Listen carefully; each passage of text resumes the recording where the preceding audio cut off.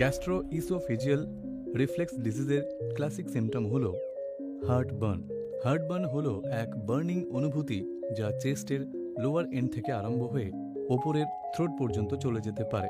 তবে কিছু পেশেন্ট যাদের রিফ্লেক্স ডিজিজ রয়েছে তাদের মধ্যে হার্টবার্ন দেখা যায় না, সেগুলিকে বলা হয় সাইলেন্ট রিফ্লেক্সেস।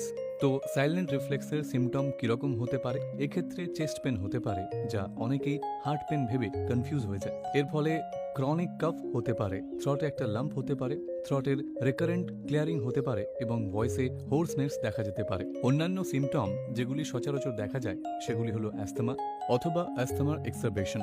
কারুর টিথ ইরোশন হতে পারে বা টিথের ডিসফিগারেশন হতে পারে বা স্লিপ ডিস্টারবেন্সও হতে পারে। সমস্ত জিআইবি পেশেন্ট বা রিফ্লেক্স পেশেন্টদের মধ্যে শুধুমাত্র যে হার্টবার্ন দেখা যায় সেটা কিন্তু নয়, সেটা আমাদের মনে রাখতে হবে।